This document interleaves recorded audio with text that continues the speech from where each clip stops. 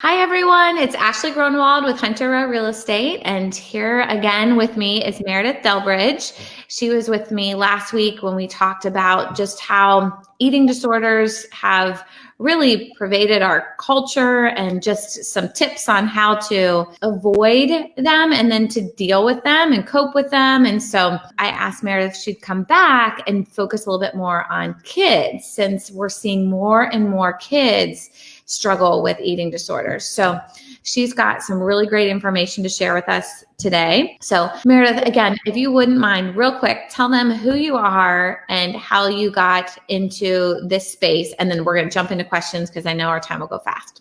Yeah, so I'm Meredith and I am a counselor. I have had my practice for 10 years, actually, this past month. And I just, I kind of got into eating disorder counseling just because I have a heart, for women and for really everyone, just to find freedom from the struggles that can come with food and body image and things like that. So I've had a lot of friends and just different, I think we've all had different experiences with food and our bodies. And so it's something I feel passionate about. And I just feel very thankful that this is work that I get to do. So yeah. Definitely. And I shared last week that we've gotten to work together in a counseling setting, which has been so helpful for me. And so I know Meredith from personal experience, and then also seeing her in this professional space, she definitely has a lot to offer. So I'm going to jump right in because today our topic is navigating conversations about food and bodies with our kids. And I think that's one of my biggest fears is Ellie and now Brooklyn having exposure to just the culture and the ideas around body image and what is considered normal and healthy and good or beautiful. She just got her first Barbie doll at her 4-year-old birthday party. And I had said in my mind she wasn't going to have Barbie dolls because of that image that is not an accurate image of a woman that gets kind of ingrained into our little girl minds that that's what I'm supposed to look like, which is totally unrealistic. I think I read an article about it. It was like, if a human actually had those dimensions of Barbie, we'd fall over. We couldn't hold ourselves up. Yeah. So again, that's why I wanted to hear your thoughts on this. So as we get started, can you briefly give us a little information on why this topic is so important and any statistics that might help us see how important it is? Yeah. So I think, one thing that comes to mind is the fact that there is $1 billion diet industry. It is profiting, off of all of us who are, people who are dieting, people who feel like they need to lose weight. And that doesn't include people that are struggling necessarily it does include people that are struggling with eating disorders, but it includes everyone. And right. So I think as parents, and I will say, I would say this talk could be for anyone. Like if you are an aunt or an uncle, if you are a teacher, if anyone who has contact with kids, really, I think, obviously when you're a parent, you have more contact with your kids, feeding them and interacting with food and,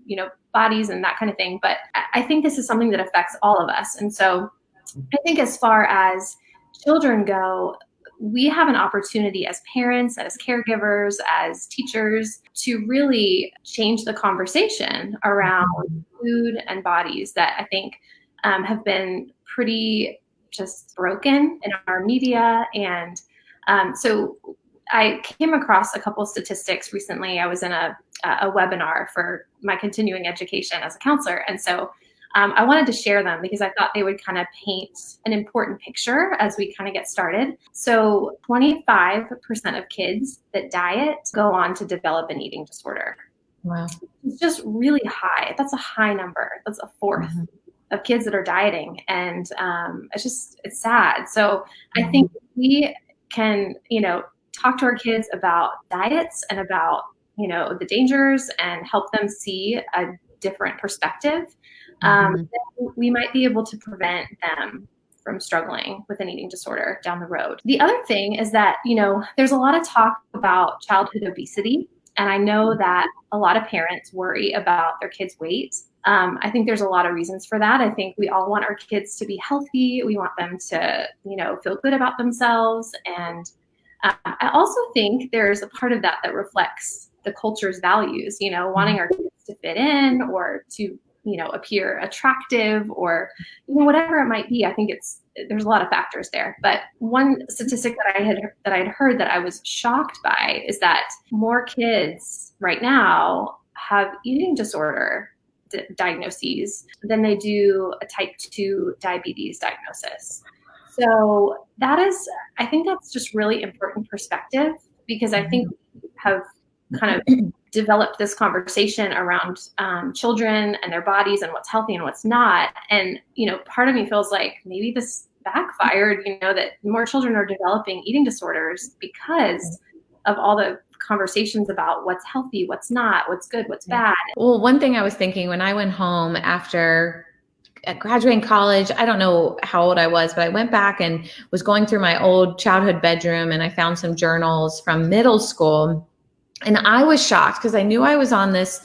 I had a struggle with this at least since college, but hadn't really remembered where it began. And so I had opened up some journals from middle school, and it was like, my goals for the summer to lose 15 pounds or something like that. And my heart just sunk of like, this started even younger than I realized, because I kind of say it really developed in college, but there was a lot of seeds that were being planted young. And just like you said, like that would be a diet, let's say. So I was dieting over the summer with a weight loss goal. And then 25% of those types of kids go on to develop an eating disorder. And I would fall into that category of that 1/4. And I can only imagine even more so, because I wasn't exposed to a ton of media or perfect bodies from the entertainment industry. And so I can only imagine people that were exposed even more than I was to that. Mm-hmm. So that just rings so close to home when I heard that. So now as parents, both of us as parents, both of parents of little girls, how much influence or impact does a parent have on their child's attitude about his or her body? Like, do we have a significant impact on that? Yeah.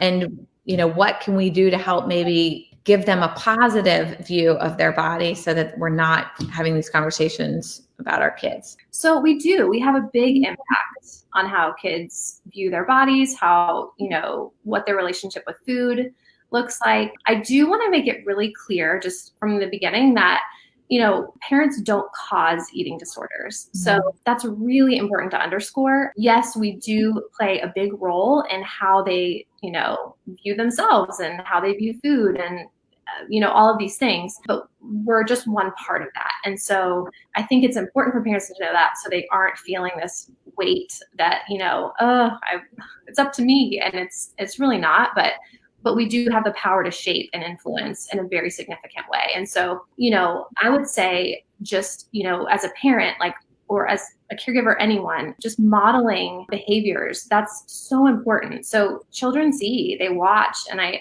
alluded to this previously in our last conversation, but they're little sponges. And so the words that we use, the way we discuss food, they're watching and they're paying attention. So, oftentimes, I would say, we try not to talk about calories, or we don't talk about good and bad food, and I think we'll get into this in a little bit, but those are some things that, can be really helpful. And I think that, just in general, remembering the way that we conduct ourselves, they're paying attention. So rather than even focusing on the negative, the negative things that we could be doing, I think it's so important to focus on the positive. So when you're positive about, your body, or, not that you have to talk about your body really, but just focusing on your strength or different functions that your body carries out, and being thankful. And so we have the power to kind of shape how they're viewing things based on really how we're presenting ourselves. So yeah. And I think that's so good too, because I can get so caught up in just talking about how beautiful my little girl is, or how handsome my son is. And even though those are true, I don't want that to be the message. And so even starting to tweak the language of, gosh, you're so talented at that, or I love how you followed through with that activity, or I love how hard you're trying to do whatever it is, versus attributing it just to a physical attribute. So just, again, being very aware of the words that are coming out of our mouth. Jed is currently doing I'll say a meal plan, a very strict meal plan, because I'm even afraid to use the word diet in our house. And, Ellie's asking like, why isn't daddy eating some of these foods that she knows he loves? So it's not like he doesn't like it. And I'm a little nervous about it because I'm like, I don't know how to say this. And Jed has said things like, I'm just not eating that right now. So we've been, cautious. But again, like if that's something that we are constantly modeling is dieting, not to say what Jed is doing is wrong, but if that is what our constant activity is, our kids are picking up on that and seeing just some value in, oh, my body needs to look a certain way to be loved or to be admired or whatever. So just, I'm super sensitive to it clearly from my background. Jed will say things that I'm like, oh, don't say that, like that's a trigger word, or we don't use the word fat. We don't use the word diet or any of those types of things, to be real cautious. But are there other factors that we can influence our kids on how they view their bodies and their relationship with food? I mean, clearly modeling it is more important than me just speaking it. They're going to catch what we're doing more than what we're saying. I was just going to say that. Like, I think that we can say so many different things, but they're ultimately going to see whether or not we're doing those things ourselves. Mm-hmm. And maybe not when they're little teeny tiny, but as they grow up, they're smart and they notice. And so I think like specifically, we've kind of touched on this, but approaching food in a neutral way. So like we don't talk about like good food or bad food. We just, all food is good and it's normal. I mean, that's not good, but it's just all food fits, and another big thing I think for parents is not using food as a reward or a punishment, which it's so easy to fall into that. I mean, I think we've all been there and, but I think what that does is it creates this like power dynamic and we want to avoid that. And so, trying to use like, if a lot of parents will use like, food for potty training rewards or just behavior or things like that. And, finding other things to use besides food. That's another thing. You talked about this last week yourself, but eliminating food labels, that can be helpful. Mm-hmm. I also think, as kids get older, like discussing diet culture with them and in your own home, like being able to like not normalize diet culture. So like helping them to have conversations about like, what is a diet and what do we think about that? And what does that mean that so-and-so said that they were on a diet? What does that mean? And is that something what do we think about that? And really being able to speak into that so that they're hearing, things that are truthful at home, and it helps them to be resilient to messages that they might be hearing outside of your home. And I was thinking too, like, the clean plate club is a very common idea in homes. And I've always struggled with this since Ellie was born of like, gosh, I want to encourage her to finish her food, or to, if she asks for something, that we should encourage her to eat it, not that she gets to just have a buffet of choices. But it's a slippery slope, and it's very fine line for me and I say this with Jed because he's like, you can get up when you finish your food. And I've said that a lot. And I'm like, I don't want to give this message of, you have to finish your plate, because we could have given her too much. I mean, right. Essentially. And if we're trying to teach eat till you're full instead of just eat till the plate is, because then you create this idea of that I'm good, I have worth when my plate is clean. And you carry that into adulthood when we're getting these mega portions at restaurants and we're overeating because we want that feeling of my mom and dad loved me and rewarded me when I finished my plate. And then we have the obesity epidemic. So I'm curious how you would say and how you handle that in your home with the clean plate club concept. Yeah. So we are not a clean plate club. And, one thing that I think you sort of touched on there was, when we're encouraging our kids to finish all of their food, we're essentially telling them, we're teaching them to not listen to their bodies. Right. So, and I think what we really want is we want our kids to listen to their hunger, listen to their fullness.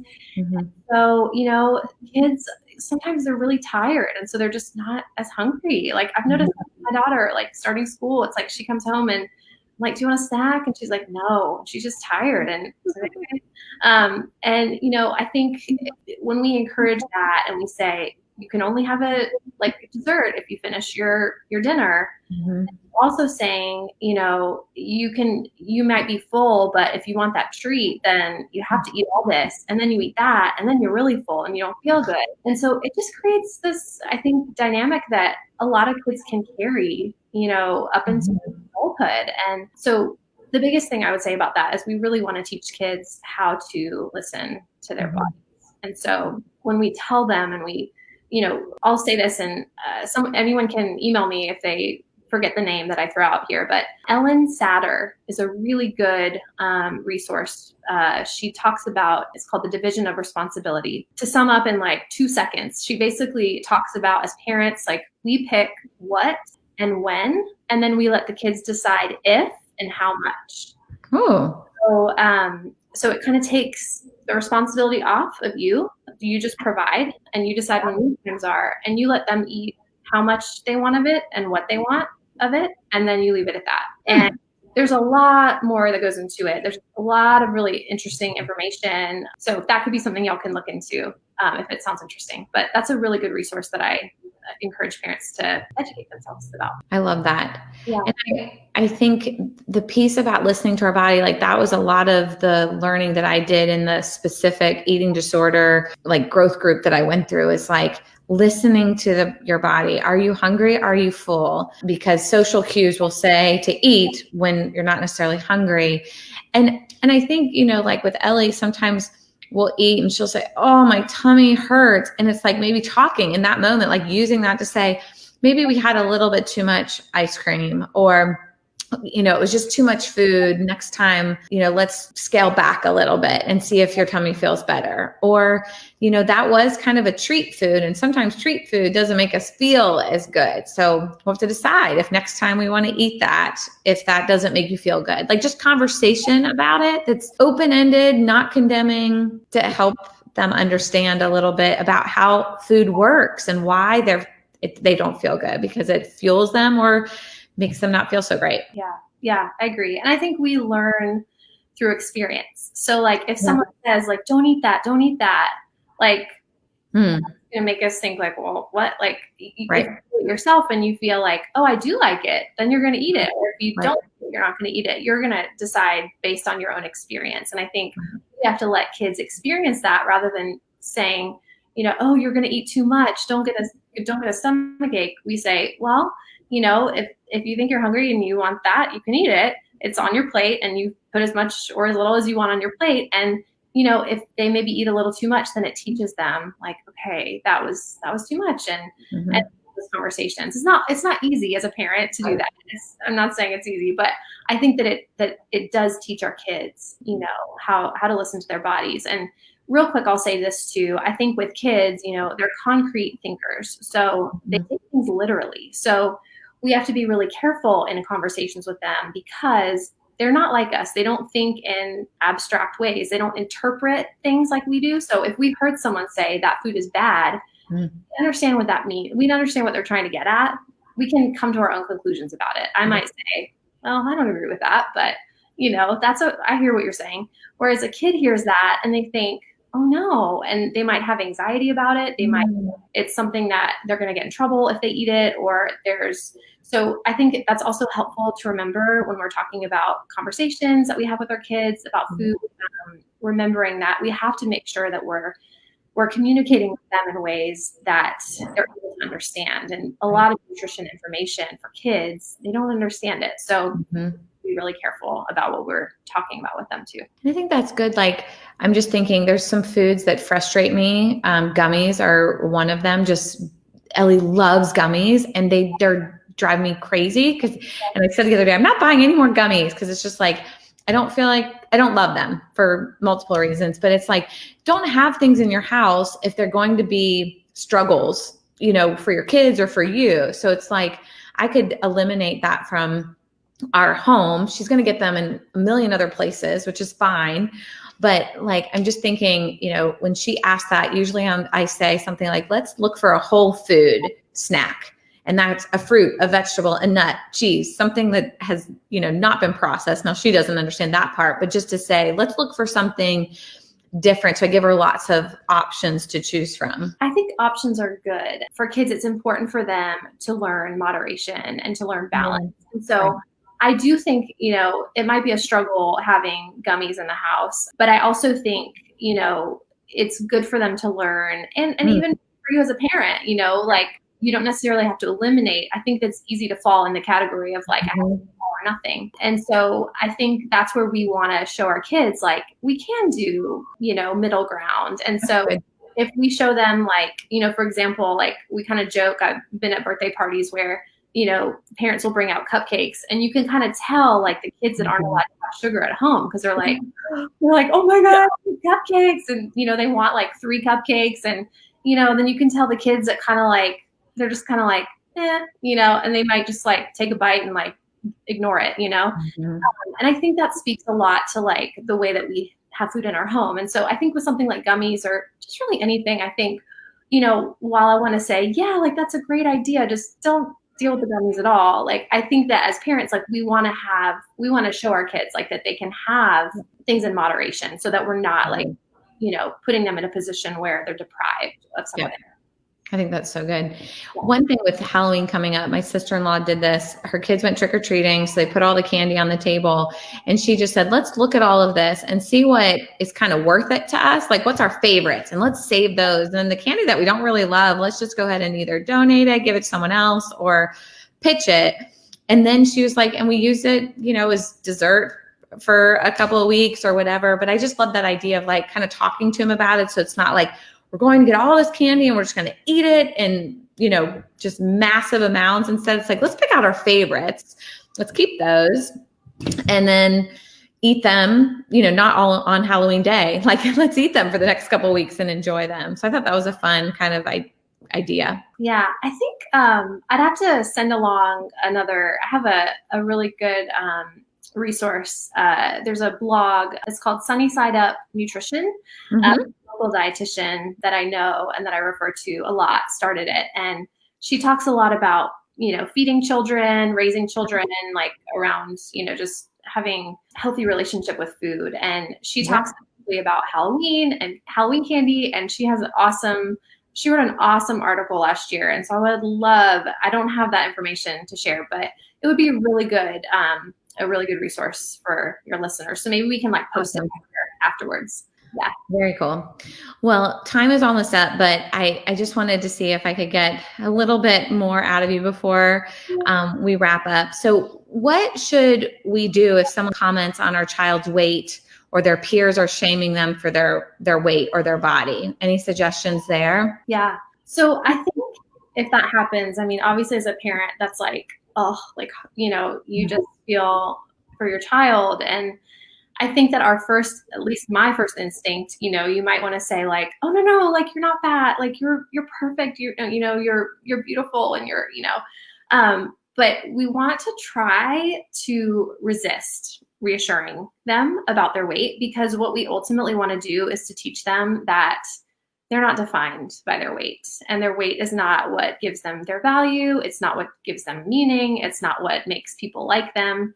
And so I think when we immediately say like, oh, no, like, you're good, you're great, like, we're kind of reinforcing that idea that like their weight is what makes them, or part of what makes them, special, or it makes them valuable. And so I think using that as a conversation, obviously with so much compassion and empathy, of course, we want to make sure that we are able to communicate those, values of like, this is what our culture values. This is not like what we value. Like, this is, let's talk about like, how does God see us? And, what does the Bible say about this? And, about how we're made. And so I think it gives us opportunities to have deeper conversations about our values and about how we define our worth. And I think at different ages that can look like a different conversation. But that would be my short answer on that.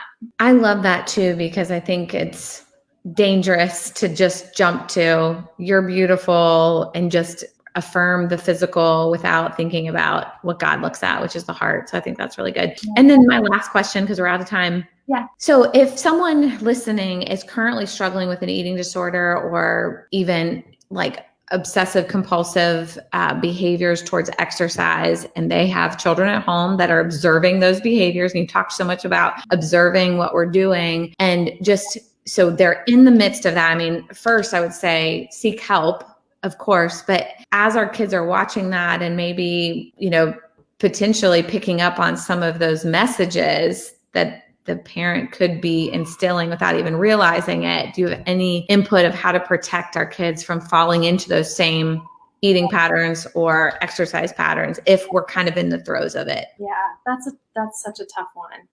I think what I would say in terms of like protecting them and building resiliency for them, I really I want to say like, you can do this and you can do that, and this will help them. I think the most important thing is for you as a parent to be healthy yourself. And I think that is what is going to ultimately provide, I think, what you're ultimately seeking in terms of that healthy viewpoint. Because like I said before, it's kind of like if you're a parent and you are telling your kids don't smoke, but you're smoking, they're going to be like, what? What do you mean?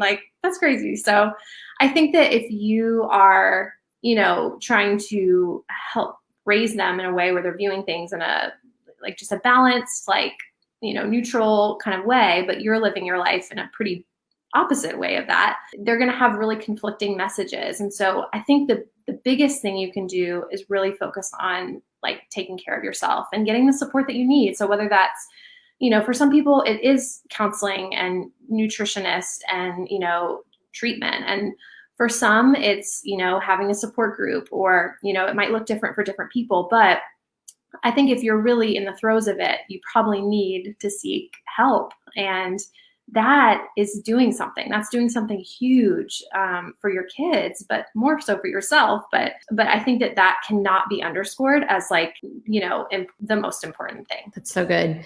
So I feel like I've learned so much just in this time, and things that I need to make some changes in our home of just not rewarding with food or punishing with food. Yeah.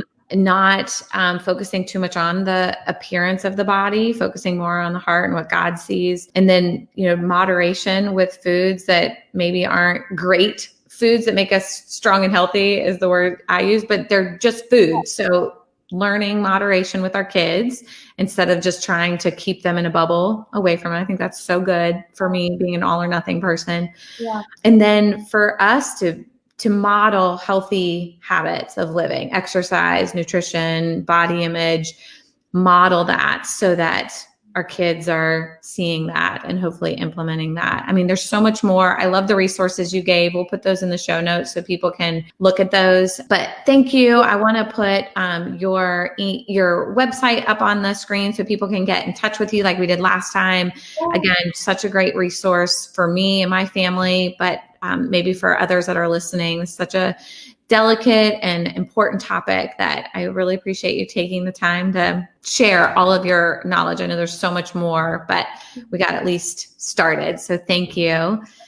But reach out to Meredith if you do have questions for her directly. And then hopefully we can do this again some point, because I know there's lots more we could talk about. Absolutely. Thank you for having me. Thank you so much. We'll see you soon.